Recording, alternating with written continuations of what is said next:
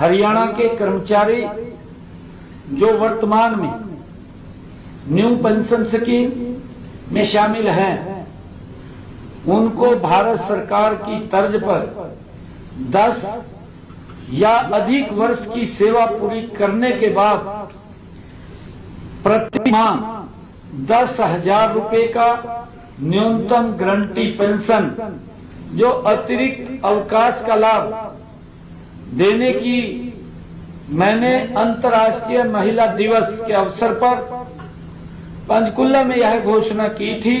सरकारी सहायता प्राप्त महाविद्यालयों के कर्मचारियों के विकलांग बच्चों को पारिवारिक पेंशन का लाभ मिले, उसको भी मंजूरी दी गई है। मंत्रिमंडल में यह भी निर्णय किया गया है कि जो बैठक में हरियाणा सिविल सेवा नियम 2016 में संशोधन को मंजूरी दी गई है, जिन कर्मचारियों की मृत्यु पर परिजनों को एक बड़ी राहत इसमें मिलेगी।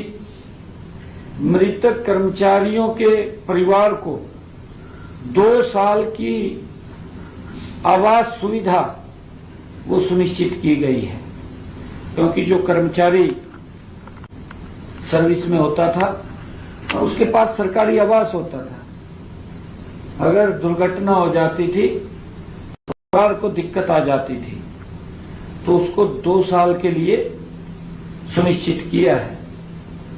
सेवा के दौरान किसी सरकारी कर्मचारी की अगर मृत्यु होने पर अब मृतक परिवार को आवास भत्ता ये 2 वर्ष की अवधि के लिए मिलेगा, जो पहले 1 साल के लिए मिलता था।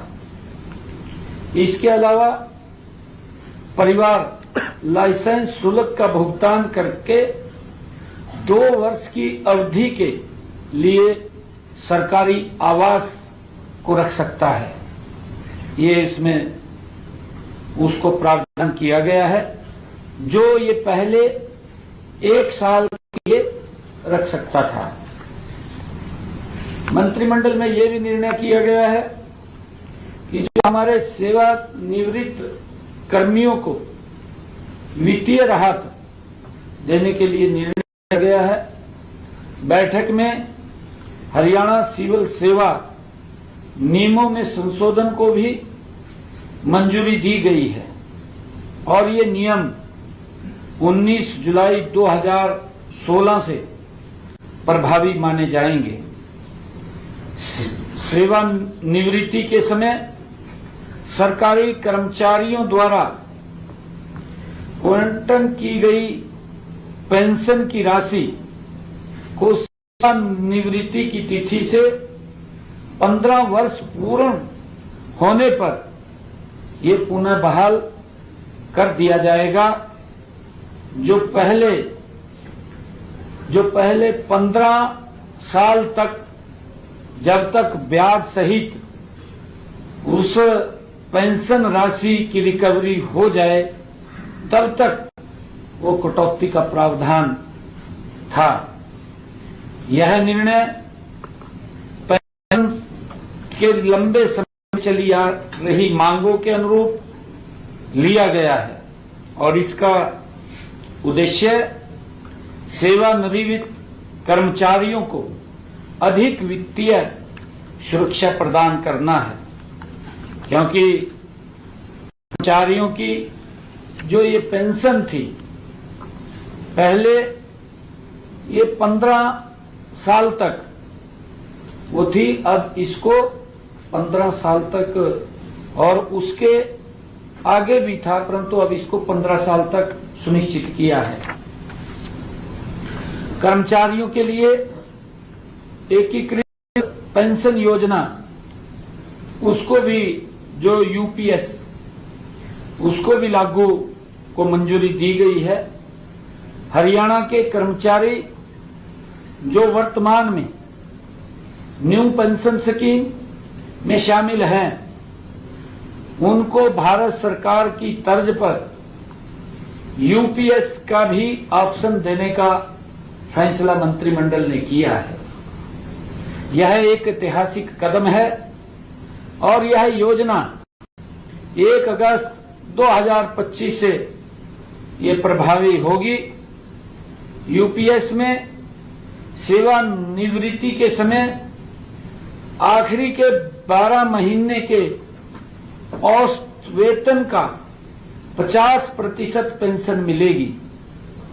कर्मचारी की मृत्यु के उपरांत परिवार को भी पेंशन मिलेगी। 10 या अधिक वर्ष की सेवा पूरी करने के बाद प्रति माह 10,000 रुपए का न्यूनतम गारंटी पेंशन मिलेगी। ये फैसला किया गया है। इस निर्णय से 1 जनवरी 2006 या उसके बाद सरकारी सेवा में आए 2 लाख से अधिक कर्मचारियों को सुनिश्चित का लाभ मिलेगा।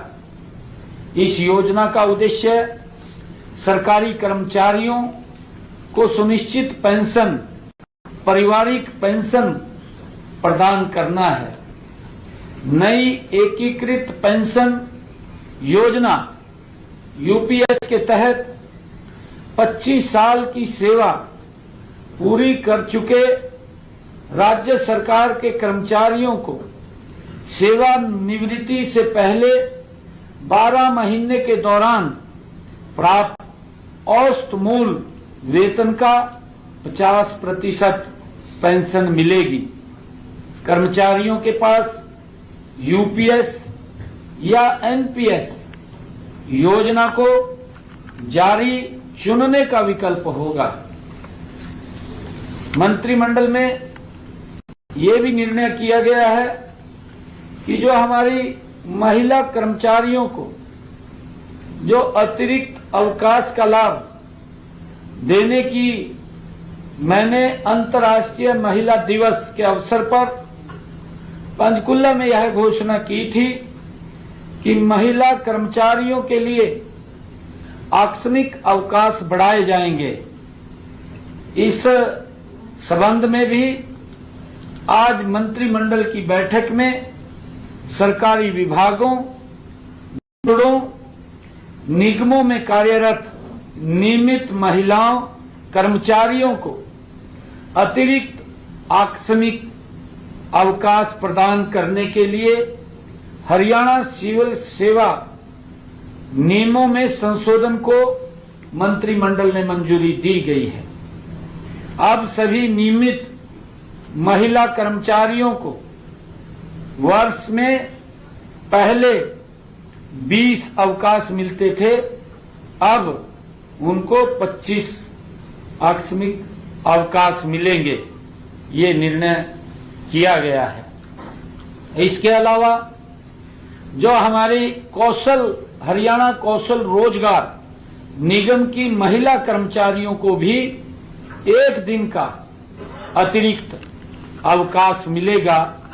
ये भी निर्णय मंत्रिमंडल की बैठक में किया गया है। मंत्रिमंडल की बैठक में सरकारी सहायता प्राप्त महाविद्यालयों के कर्मचारियों के विकलांग बच्चों को पारिवारिक पेंशन का लाभ मिले, उसको भी मंजूरी दी गई है। बैठक में हरियाणा संबद्ध महाविद्यालय नियमों में संशोधन किया गया है। अब सरकारी सहायता प्राप्त महाविद्यालयों के कर्मचारियों के जो मानसिक या शारीरिक रूप से विकलांग बच्चों को पारिवारिक पेंशन का लाभ मिलेगा, इसको भी आज मंत्रिमंडल ने मंजूरी दी है।